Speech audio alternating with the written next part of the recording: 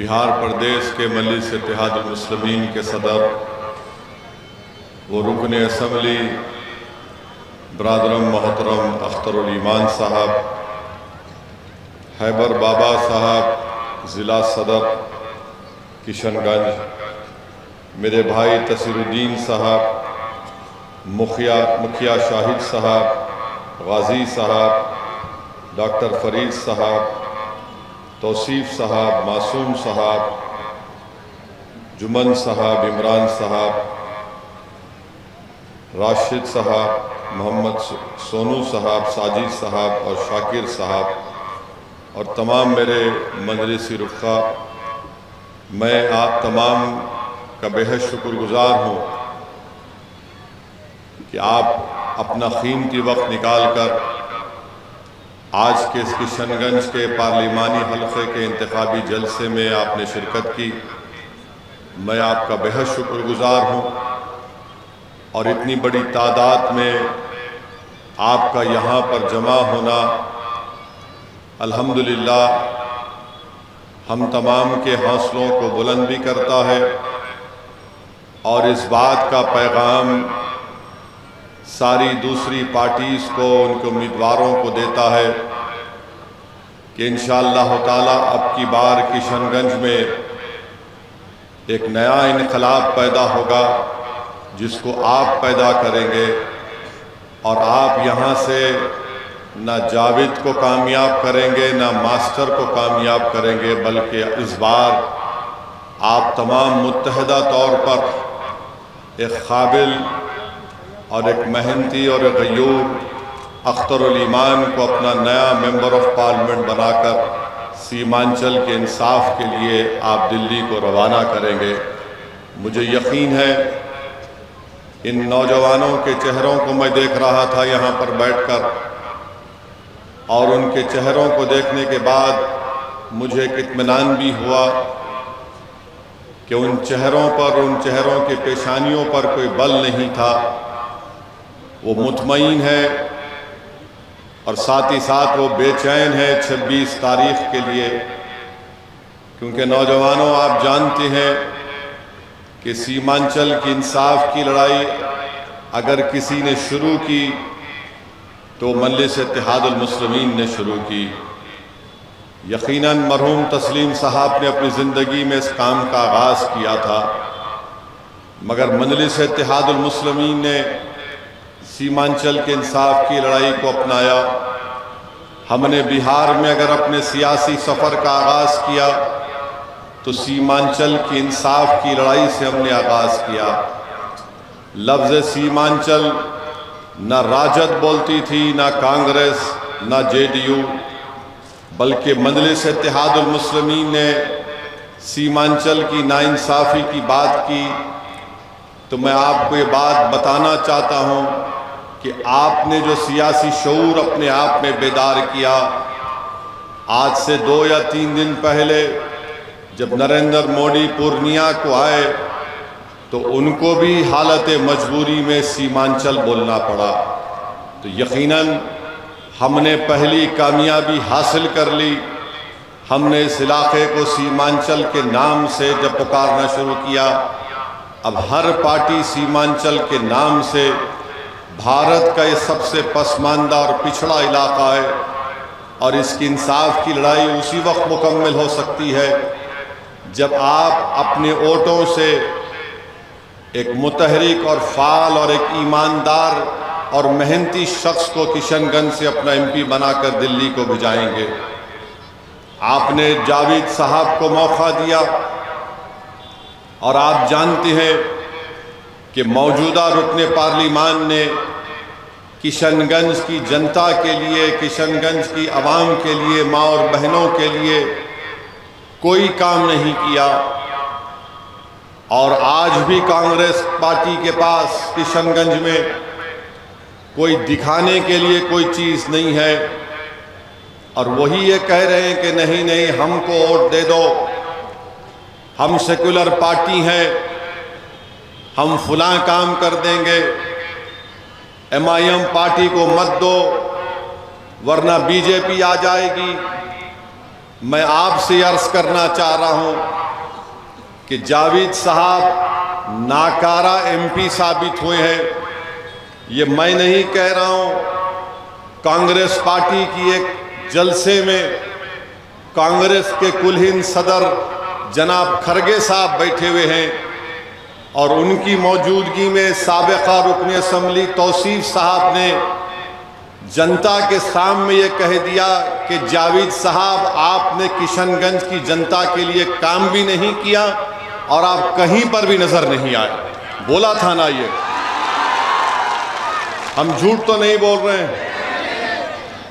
जब उन्हीं के पार्टी के एक जिम्मेदार कायद ये कह रहे हैं, लीडर ये कह रहे हैं कि जावेद तुमने काम नहीं किया और तुम गायब थे, तुम नजर नहीं आए, तो एक मानो में कांग्रेस पार्टी ने इस बात की तस्दीक कर दी कि जावेद ने काम नहीं किया, किशनगंज की जनता से उनकी कोई मुलाकातें नहीं हुई।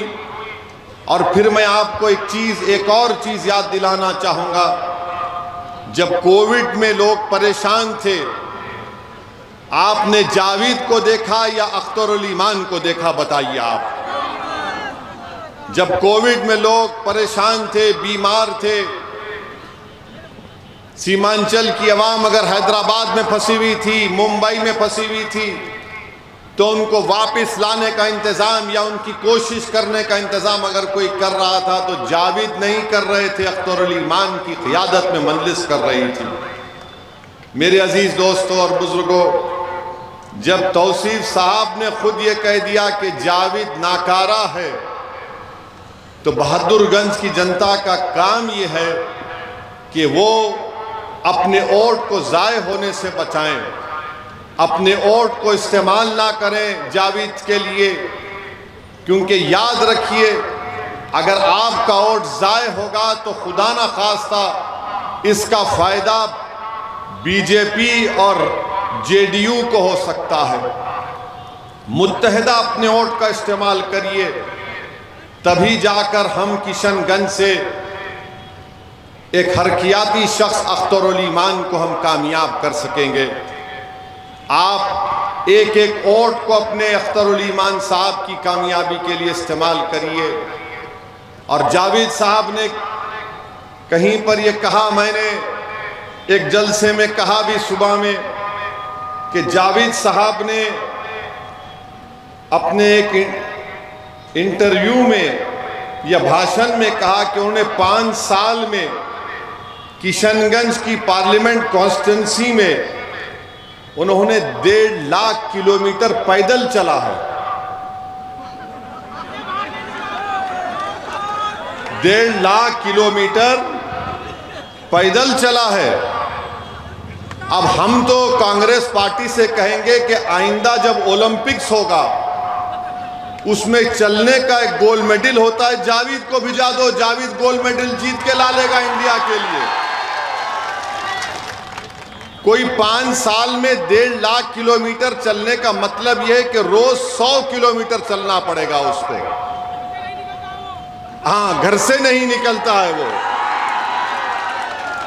तो मालूम हुआ कि जावेद और मोदी में लंबी लंबी फेंकने का कंपटीशन चल रहा है। यानी कुछ तो ढंग की बात करिए। जनता को बेवकूफ समझते हैं क्या ये लोग कि मैंने 5 साल में 1.5 लाख किलोमीटर पैदल चला है? अरे अगर आप 1.5 लाख किलोमीटर चले तो 10,000 किलोमीटर पर हैदराबाद है, हमसे मिल लेते आके आप। अरे बताइए आप कितना झूठ बोलते हैं। तो आपसे हमारी अपील है बहादुरगंज की जनता से कि आप अख्तरुल ईमान साहब को कामयाब करिए। याद रखिए, जब कोई पार्लियामेंट जाता है तो पार्लियामेंट कोई जाकर सिर्फ उस पार्लियामेंट की बिल्डिंग को देखकर खुश होने के लिए नहीं बैठता है वहां पर। वो जब पार्लियामेंट को जनता भिजाती है किसी को अपना सांसद बनाकर, तो उम्मीद करती है कि उनकी तकलीफ का जिक्र करेगा, वो उनकी लड़ाई करेगा। अलीगढ़ मुस्लिम यूनिवर्सिटी का मसला है, जावेद बोलते हैं कि मैंने बड़ी कोशिश की। आपके बिहार में एक MGM कॉलेज है, वो यूनिवर्सिटी में तब्दील हो गया, तो बताओ तुमने क्यों नहीं किया अलीगढ़ का काम? आप नहीं किए काम अलीगढ़ का। जिस वक्त अलीगढ़ यूनिवर्सिटी का कैंपस का यहां पर इफ्तिताह किया गया, डॉक्टर मनमोहन सिंह की सरकार थी,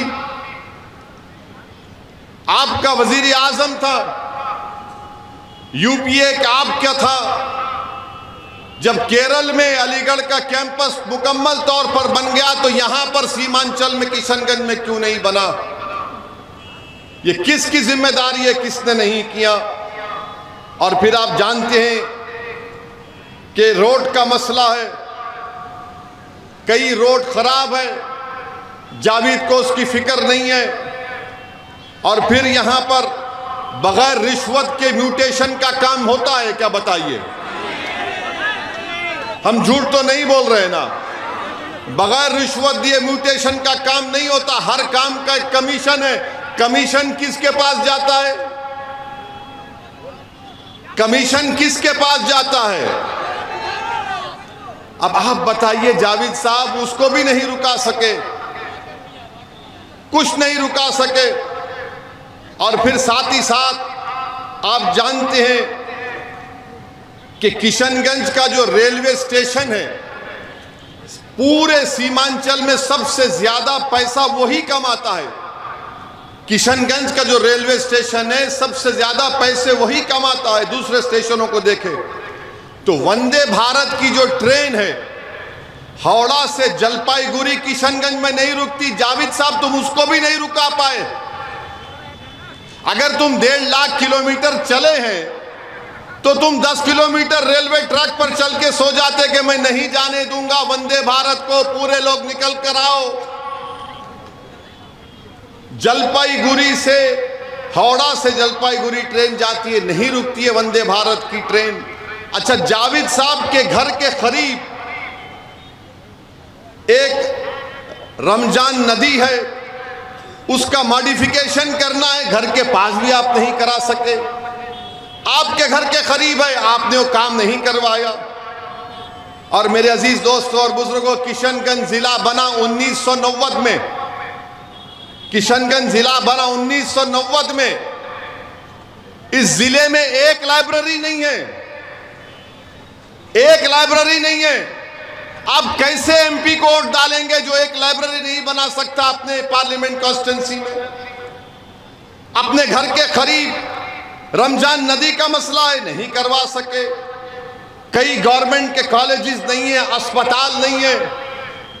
5 साल में जावेद साहब ने क्या निशांद्रा घाट के ऊपर ब्रिज बनाया? क्या मटियारी के ऊपर ब्रिज बनाया? नहीं बनाया। जावेद साहब ने बनाया है, बनाया। हम सही कह रहे हैं ना? फिर आप जब ये हाँ हाँ कह रहे हैं, तो फिर 26 तारीख को क्या करेंगे?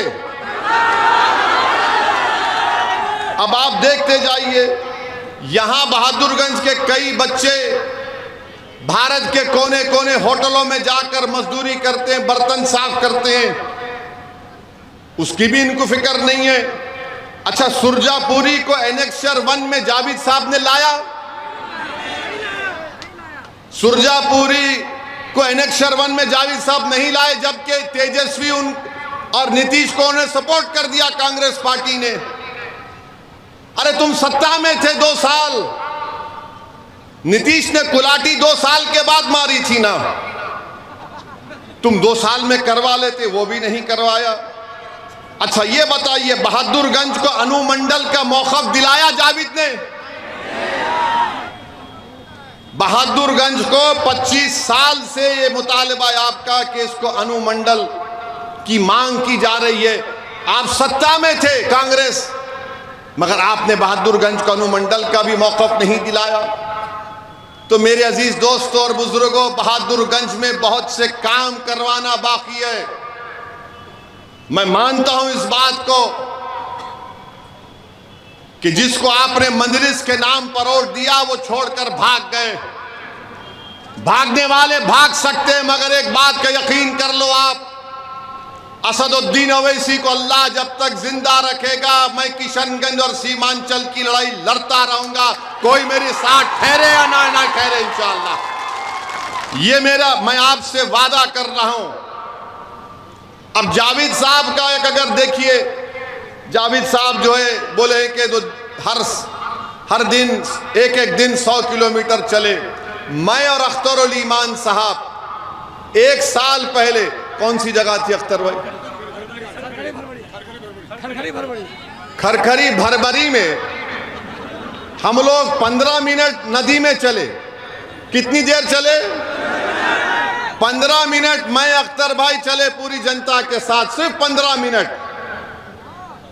तेजस्वी के पेट में इतना दर्द हुआ कि अब ब्रिज का काम शुरू हो चुका है। तो जावेद, इसको चलना बोलते। जब हम चलते हैं तो तुम्हारा तेजस्वी हिलना शुरू हो जाता है। सिर्फ 15 मिनट चले तो एक ब्रिज। अगर अख्तर उल ईमान 6 महीने में 100 किलोमीटर चलेगा तो सीमांचल कहां जाएगा?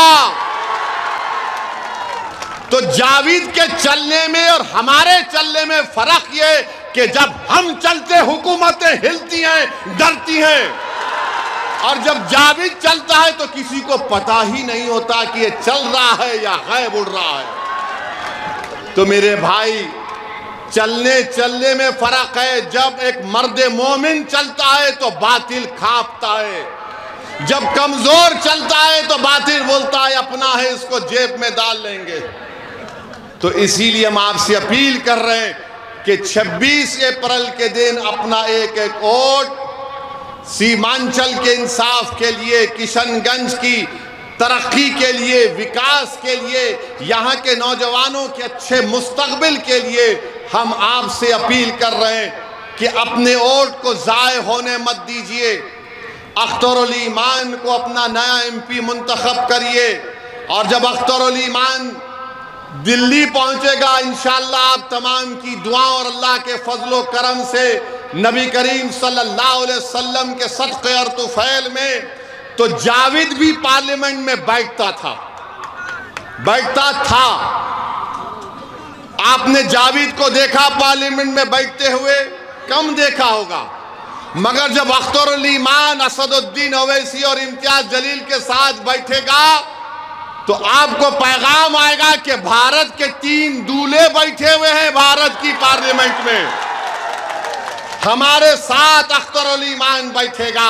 दुनिया देखेगी और हम ताकतवर इख्तिदार में कोई भी होगा उसको बताएंगे सीमांचल से इंसाफ करना पड़ेगा। ये है बात।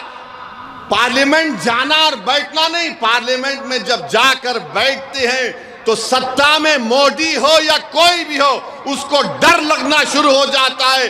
अरे ये 2 मंजलिस के MP हैं, मगर पार्लियामेंट के दरो दीवार को अपनी सच्चाई से हिला देते हैं। तो मैं आपसे अपील कर रहा हूं, अब के बार 2 नहीं 3 जाएंगे इंशाअल्लाह ताला। जाएंगे ना 3? आप तमाम अख्तर उल ईमान को अपना MP बनाकर कामयाब करेंगे बहादुरगंज से इंशाअल्लाह। अल्लाह आपके हौसले और अज़म को बरकरार रखिए। हमारे इस भाषण के बाद आज शाम से शुरू हो जाएंगे जो हमारी सफ़ों में जो अबू जहल, अबू लहब, मीर जाफर और मीर सादिक के जानशीन हैं, वो अभी से शुरू कर देंगे। ए अख्तर और असदुद्दीन ओवैसी के जज्बाती बातों में मत जाओ, बीजेपी को हराना है। मेरे भाई, 2019 में क्या यहां से JDU जीती या कांग्रेस जीती? बताओ। अख्तर उल ईमान को आपने जो भी वोट दिया नहीं दिया वो आपका फैसला था, मगर अब की बार आपको हम अपील कर रहे हैं कि अख्तर उल ईमान को यहां से अपना MP बनाइए। 10 साल हो या 2019 से 2024 का रिकॉर्ड उठाकर देख लो आप। ट्रिपल तलाक का कानून आया पार्लियामेंट में, क्या जावेद ने मुखालिफत की या असदुद्दीन ओवैसी ने मुखालिफत की? बताओ। CAA का काला कानून आया, कानून के बिल को असदुद्दीन ओवैसी ने फाड़ा या जावेद ने फाड़ा? बताओ हमको। UAPA का कानून आया जिसमें नौजवान सड़ रहे 5-5 साल जेल से, कांग्रेस पार्टी ने अमित शाह के बिल की तायीद की। किसने मुखालिफत की? असदुद्दीन ओवैसी और इम्तियाज जलील ने मुखालिफत की। मेरे भाई, ये मजलिस ने काम किया। आखिरी पार्लियामेंट का सेशन जो जनवरी में हुआ, नरेंद्र मोदी ने कहा कि 22 जनवरी की अहमियत क्या है। जावेद बोला, यासदुद्दीन ओवैसी बोला, बाबरी मस्जिद जिंदाबाद, बाबरी मस्जिद जिंदाबाद। मैं चैलेंज कर रहा हूं जावेद को और ये मास्टर को, तुम अपनी जबान से सिर्फ बाबरी मस्जिद बोलो जनता के सामने किशनगंज की। तुम में हिम्मत है बोलने की? नहीं बोल सकेंगे, डरेंगे, कांपेंगे, इनकी रूह निकल जाएगी। इनको दिखेगा मलेकुल मौत सामने खड़ा है। किसने पार्लियामेंट में खड़े होकर कहा, सुनो बाबरी मस्जिद जिंदाबाद, बाबरी मस्जिद जिंदाबाद? 300 बीजेपी के एमपीज के सामने पूरी पार्लियामेंट में सन्नाटा हो गया। ये क्या कह रहा? मैंने कहा सच्चाई को बयान कर रहा हूं, जब तक जिंदा रहूंगा सच को बोलूंगा, जालिम को देखकर अपनी जबान पे कॉम्प्रोमाइज नहीं करूंगा। जमीर का सौदा करने वालों का नाम मजलिस इत्तेहादुल मुस्लिमीन नहीं है। तो मेरे अजीज दोस्तों और बुजुर्गों, हम आपसे अपील कर रहे हैं, 26 तारीख के दिन एक तारीख आपको लिखना है और अपना एक वोट सीमांचल और किशनगंज के तरक्की के लिए आपको पतंग के निशान पर बटन दबाना पड़ेगा। अब आ जाइए मास्टर पर।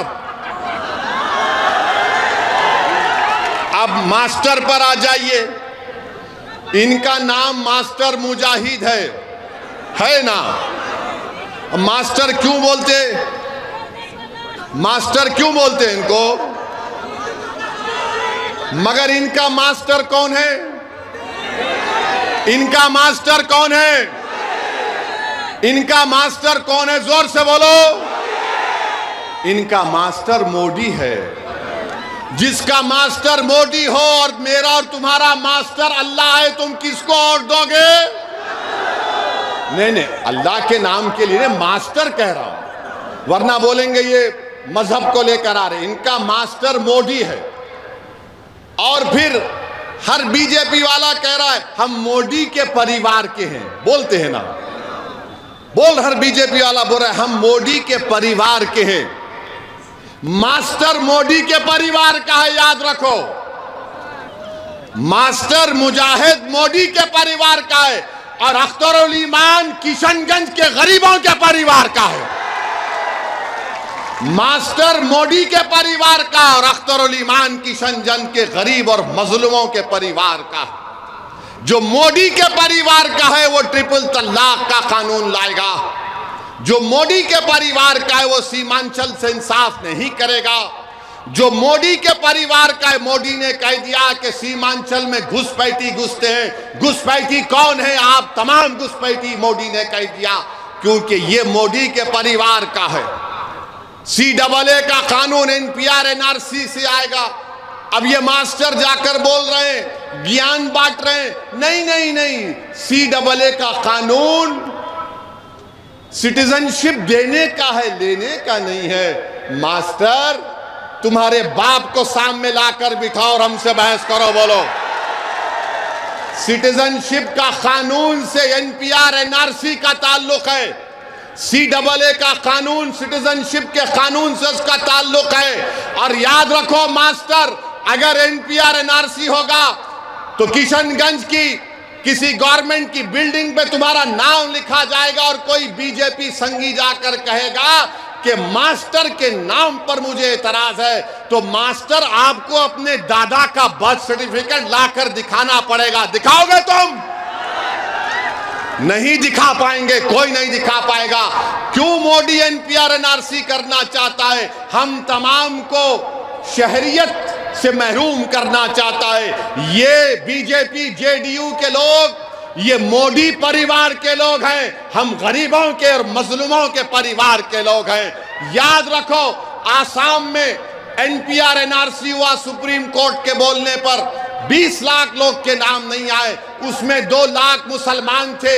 मैं नहीं कह रहा हूं, आसाम का मुख्यमंत्री हेमंत बिस्व शर्मा कह रहा है कि जो मुसलमान नहीं है उनको CAA कानून के तहत भारत की शहरियत दी जाएगी। और वो 2 लाख मुसलमान क्या करेंगे? वो फॉरेनर्स कोर्ट ट्राइब्यूनल में अपना मुकदमा लड़ेंगे। तो मेरे अजीज दोस्तों और बुजुर्गों, इसीलिए हम आपसे अपील कर रहे हैं कि 26 अप्रैल के दिन किशनगंज में आपको एक तारीख बनाना है। डरने और घबराने की जरूरत नहीं है। हम अगर जीत कर जाएंगे इंशाअल्लाह ताला तो 10 साल हमने बराबर फिरका परस्तियों के खिलाफ हमने वोट दिया है। हमने फिरका परस्तों का साथ नहीं दिया है, बल्कि जब नीतीश की हुकूमत बनी उस वक्त स्पीकर का इलेक्शन हुआ तो अख्तरुल ईमान और हमारे तमाम MLAs ने राजद का साथ दिया था ना अख्तर भाई, स्पीकर के इलेक्शन में, डिप्टी स्पीकर के इलेक्शन में। मगर मैं क्यों कह रहा हूं अख्तरुल ईमान को कामयाब करो? मेरे भाई, आपकी आवाज कौन बनेगा? क्या तुम जावेद को अपनी आवाज समझोगे, मास्टर को अपनी आवाज समझोगे, या अख्तरुल ईमान को तुम अपनी आवाज समझोगे? फैसला करो, बताओ तुम्हारी आवाज कौन होगा? अख्तरुल ईमान होगा या जावेद होगा या फिर मास्टर होगा? अख्तरुल ईमान आपके दिलों में छुपे हुए जज्बात को अपनी जबान पर लाकर बातिल ताकतों के ऐवानों को हिलाकर रख देगा और कहेगा सीमांचल से इंसाफ होगा, किशनगंज से इंसाफ होगा। 5 साल में ये कुछ नहीं बोल सके, कुछ नहीं बोल सकते ये पार्लियामेंट में। अरे हमारा भाषण होता तो बैठकर सुनते हैं जावेद। कभी कभी दिल में ख्याल आया कि जावेद साहब कुछ तो सीख लेते हमारी इस भड़काऊ भाषण जो हम देते हैं पार्लियामेंट में। तो बहरहाल मेरे अजीज दोस्तों और बुजुर्गों, आपसे अपील कर रहे हैं कि बहादुरगंज में एक तरफा वोट 26 तारीख को पतंग छाप पर बटन दबा कर दीजिए। पूरे इत्मीनान के साथ जाइए, एक नया इनकलाब सीमांचल और किशनगंज में पैदा करिए ताकि पार्लियामेंट में आपकी हकीकी आवाज जाए जो आपके मसाइल को हल कर सके। और हम आपसे वादा कर रहे हैं कि इंशाअल्लाह ताला अल्लाह आपके दुआओं और वोट से अख्तरुल ईमान साहब को कामयाब करेगा। तो किशनगंज के हर पार्लियामेंट के विधानसभा में एक ऑफिस अख्तरुल ईमान खोलेंगे, जहां पर एक आदमी बैठेगा, आपकी तकालीफ को नोट करेगा। अगर अख्तरुल ईमान दिल्ली में सीमांचल की लड़ाई लड़ेंगे तो मेरी आपसे अदबन गुजारिश है कि बहादुरगंज के इन तमाम तकालीफ और किशनगंज की तकालीफ को दूर करने के लिए, अपनी सियासी क़यादत को मजबूत करने के लिए और किशनगंज के गरीब और मजलूम आवाम की हकीकी आवाज़ को पार्लियामेंट तक पहुँचाने के लिए हम आपसे अपील कर रहे हैं कि 26 तारीख को पतंग के निशान पर वोट दीजिए। और हम इस उम्मीद से जा रहे हैं कि दोबारा जब बहादुरगंज को आएंगे तो यहां से आपका MP अख्तरुल ईमान होगा इंशाअल्लाह ताला। तो 26 तारीख को आसमानों में क्या नजर आएगा? बहादुरगंज के क्या नजर आएगा बताओ? अस्सलाम वालेकुम व रहमतुल्लाहि व बरकातहू।